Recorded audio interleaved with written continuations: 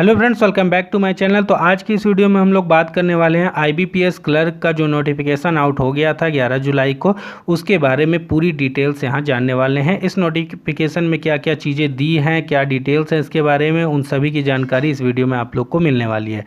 साथ साथ अगर मैं बात करूँ तो देखिए यहाँ पर कुछ चेंजेस भी हुए हैं। चेंजेस क्या हुए हैं तो चलिए सबसे पहले तो वही आप लोग को बता देता हूँ मैं। इसका जो फॉर्म था वो स्टार्ट हो गया था 12 जुलाई से भराने का, जो कि 1 अगस्त तक भरा जाना था। लेकिन अभी कल शाम को क्या हुआ है कि फाइनेंस मिनिस्ट्री जो वित्त मंत्रालय है उसने आईबीपीएस को कहा है कि इस वैकेंसी को अभी कुछ दिन के लिए होल्ड कर दिया जाए। क्योंकि क्या था कि जो उसके बारे में जो डिटेल है कि क्यों होल्ड किया गया उसके बारे में मैं वीडियो बना के दे दिया हूँ। आप लोग डिस्क्रिप्शन में उसका लिंक मिल जाएगा, ऊपर आई बटन पर भी उसका लिंक मिल जाएगा, वहाँ से वो वीडियो आप लोग देख सकते हैं कि वैकेंसी क्यों होल्ड हुई है। तो जो इसकी नई डेट आएगी जब कि कब से कब फॉर्म भराया जाएगा और कब एग्ज़ाम होगा, क्या इन्हीं डेट पर एग्ज़ाम होगा या फिर एग्ज़ाम डेट जो है वो चेंज की जाएगी, तो वो सब जब अपडेट हो जाएगा नोटिफिकेशन तो मैं आप लोग को बता दूंगा। तो फिलहाल ये वाला जो सेक्शन है ये अभी फ़िलहाल हमारे काम का नहीं है कि कब से कब तक फॉर्म भरा जाएगा और एग्ज़ाम कब होगा। लेकिन बाकी इसकी जो भी जानकारी है उसके बारे में चलिए अब हम लोग देख लेते हैं। तो सबसे पहले अगर आपको मैं बताऊं तो ये इसमें जो है कितने बैंक से यहाँ पर पार्टिसिपेट करते हैं। तो यहाँ देखिए bank of Baroda, Canara bank, Indian overseas bank, UCO bank, union bank of India, Punjab national bank, central bank of India, bank of India, bank of Maharashtra, Indian bank और पंजाब एंड सिंध बैंक। तो इन 11 बैंकों में आप लोगों का सिलेक्शन होगा, यानी कि अगर इनमें 11 में से किसी भी एक बैंक में आप लोग का सिलेक्शन हो सकता है। तो ये है आईबीपीएस क्लर्क का एग्ज़ाम। तो अब बात कर लेते हैं इसके बाकी डिटेल्स के बारे में। एलिजिबिलिटी क्राइटेरिया क्या है तो देखिए इसके बारे में सबसे पहले एज लिमिट देख लेते हैं।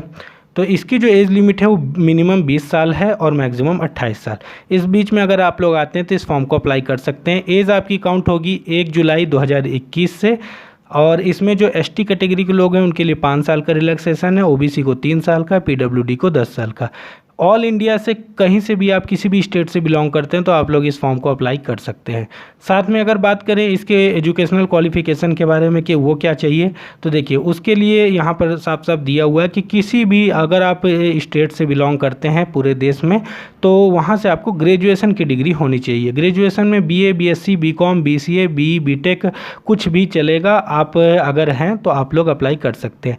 साथ में अगर बात करें तो देखिए ये जो एक ज़रूरी चीज़ और बता देता हूँ इसमें कि जो आपका ग्रेजुएशन है वो आपका 1 अगस्त 2021 से पहले उसका रिजल्ट जो है आ जाना चाहिए। अगर 1 अगस्त 2021 से पहले आपका रिजल्ट आ गया है तभी आप अप्लाई कर सकते हैं, नहीं तो आप अप्लाई नहीं कर सकते।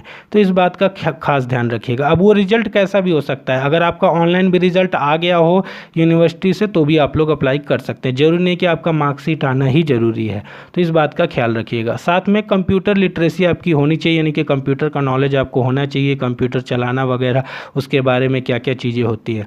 साथ में जिस भी स्टेट से आप लोग अप्लाई करेंगे उसकी ऑफिशियल लैंग्वेज आपको आनी चाहिए। ऐसा नहीं कि आपको यानी कि आप गुजरात से फॉर्म भर देंगे और आपको गुजराती नहीं आ रही है तो भी आप उसे अप्लाई कर दिए, तो उस केस में क्या होगा कि आप अगर वहाँ से फाइनल सेलेक्ट हो भी जाते हैं लेकिन आपको अगर गुजराती लैंग्वेज नहीं आ पा रही है तो आपको डिस्क्वालीफाई कर दिया जाएगा। इसलिए आप उसी स्टेट से फॉर्म भरें जहाँ की लैंग्वेज आपको आती हो, तो इसके बारे में ध्यान रखिएगा। साथ में अब बाकी इसकी कुछ और इम्पॉर्टेंट डिटेल्स के बारे में चलिए हम लोग अब जान लेते हैं। तो ये तो गाइडलाइंस हैं बाकी की, तो ये आप लोग पढ़ लीजिएगा और मैं चलता हूँ अब इसके सिलेबस के ऊपर। तो देखिए इसमें जो है 2 फेज़ में एग्ज़ाम होते हैं। एक होता है प्री का एग्ज़ाम जो कि ऑनलाइन होता है, दूसरा होता है मेंस का एग्ज़ाम, ये भी आपका ऑनलाइन ही होता है। प्री के एग्ज़ाम में आपके 3 सब्जेक्ट आते हैं, इंग्लिश, मैथ और रीजनिंग। 30 क्वेश्चन यहाँ इंग्लिश में, 35 क्वेश्चन मैथ, 35 रीजनिंग, 100 क्वेश्चन होते हैं और इसमें जो है 100 मार्क्स का होता है। अलग अलग तीनों में टाइम डिवाइड रहेंगे, 20-20 मिनट का तीनों में समय रहेगा। टोटल 1 घंटे का एग्ज़ाम होना है।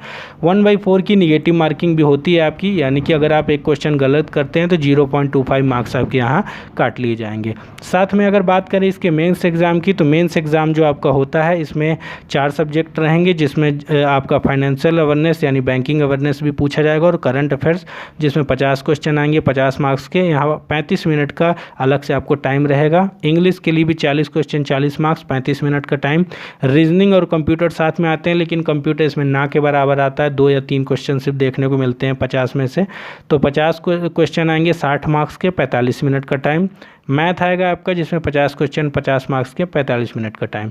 टोटल 190 क्वेश्चन होंगे 200 मार्क्स के और 160 मिनट का टाइम रहेगा, यानी कि 2 घंटे 40 मिनट का टाइम रहेगा इसको करने के लिए। इसके बाद अगर आप इसमें क्वालिफाई हो जाते हैं तो आपका फाइनल सिलेक्शन हो जाएगा। सिर्फ डॉक्यूमेंट वेरिफिकेशन से आपको गुजरना होगा।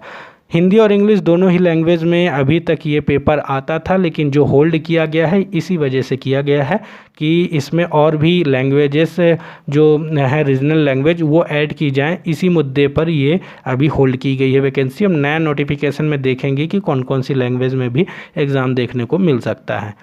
दोस्तों अगर बात करें इसका फॉर्म भरने के लिए क्या क्या डॉक्यूमेंट चाहिए, तो उन सभी के बारे में यहाँ पर बता दिया गया है। तो वो सब आप लोग पढ़ लीजिएगा, ये आप लोग का काम है डिटेल से पढ़ना, तो वो आप लोग पढ़ लीजिएगा क्योंकि नोटिफिकेशन बड़ा होता है। हर साल वही सेम चीज़ें ही होती हैं, कुछ जो नई चीज़ें रहती है वो मैं आप लोग को बस बता दे रहा हूँ यहाँ पर। दोस्तों बात करें इसके एप्लीकेशन फ़ीस की, तो हालाँकि अभी एप्लीकेशन होल्ड कर दिया गया, लेकिन जब भी फॉर्म भराना स्टार्ट हो जाएगा तो यहाँ पर आपकी जो एप्लीकेशन फ़ीस है तो वो जनरल EWS OBC कैटेगरी के लिए 850 रुपये लगेगी, और बाकी SC ST PWD और एक्स सर्विसमैन कैंडिडेट के लिए 175 रुपये की फ़ीस यहाँ पर आपको लगने वाली है। आपको अप्लाई करना है, ऑनलाइन ही अप्लाई करना रहेगा। फोटोग्राफ, सिग्नेचर, थंब इम्प्रेशन क्या क्या लगेंगे, हैंड रिटन डिक्लेरेशन, ये सब आप लोग देख लीजिएगा। इसमें नोटिफिकेशन में सारी चीज़ें दी गई है। मोड ऑफ पेमेंट जो रहेगा वो ऑनलाइन ही आप लोग को करना होगा, और साथ में ये जनरल इंस्ट्रक्शंस हैं कि आपको मतलब कि फ़ोटो ID कैसे होनी चाहिए, सारी चीज़ें आप सही फिल कर रहे हैं या नहीं, वो सब चीज़ों के बारे में यहाँ दी गई है। और उसके अलावा फिर यहाँ पर दिया गया फ़ोटो कितने KB का लगेगा, कैसा लगेगा, तो ये सारी चीज़ें दी गई हैं। ये लोग आप लोग इसको आराम से पढ़ लीजिएगा।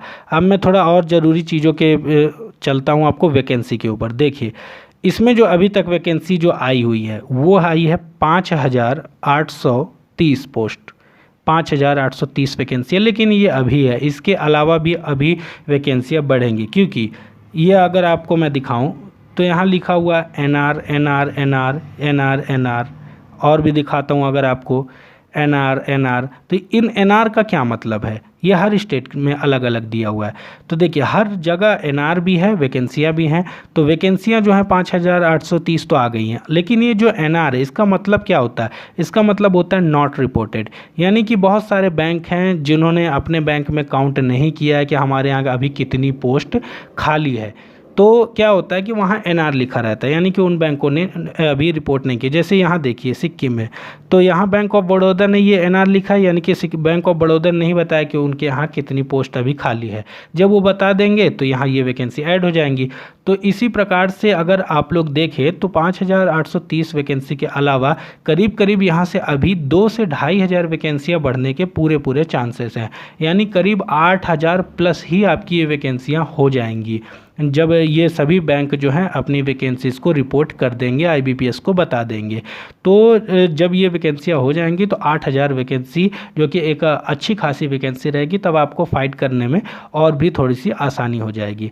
तो ये है NR का मतलब। अब इसके अलावा अगर बात करें इसके एग्जामिनेशन सेंटर की, तो हर स्टेट में जब ये एग्ज़ाम हो ही रहा है तो हर जगह इसका सेंटर भी आप लोग को देखने को मिलेगा। आप जिस भी स्टेट से हैं वहाँ के प्री के सेंटर यहाँ दिए हैं, यहाँ पर दिए हैं, साथ में मेंस के सेंटर भी यहाँ दिए हैं। तो उस हिसाब से आप इसे अप्लाई कर सकते हैं कि आपको कहाँ से अप्लाई करना है, लेकिन भरिएगा वहीं जहाँ आप आसानी से जा सकें, क्योंकि हर प्रकार की यहाँ परेशानी हो जाती है। तो वो आप लोग देख लीजिएगा। उसके अलावा तो यहाँ कोई ख़ास चीज़ है नहीं, हर साल जैसा रहता है वही है। ये तो जब आप एग्ज़ाम देने जाएंगे तब ये आपको अपने एडमिट कार्ड के साथ निकालना होगा, जिसमें आपको ये बताना होगा कि आपको कफ, फीवर और कोई दिक्कत तो नहीं है, क्योंकि ये कोविड का एक फॉर्म है। तो ये आप लोग देख लीजिएगा। तो इसमें इतनी ही मेन जानकारी थी। अब इसमें जो मेन जानकारी यही रह गई है जो मैं अभी नहीं बता रहा हूँ आपको, क्योंकि मैं क्या बताऊँ, क्योंकि खुद ही होल्ड कर दी गई है वैकेंसी ऊपर से कि कब से कब तक फॉर्म भराया जाएगा। पहले तो 12 जुलाई से 1 अगस्त तक भरा जाना था, लेकिन अब होल्ड हो गई है। तो नई डेट जो आएगी वो तब मैं आप लोग को अपडेट कर दूँगा, और ये नोटिफिकेशन में खुद अपडेट हो जाएगा कि कब से कब तक फॉर्म भराएगा और किस दिन आपका मेंस के यानी कि प्री के एग्ज़ाम होंगे। तो ये मैं आप लोग को बाद में अपडेट कर दूंगा।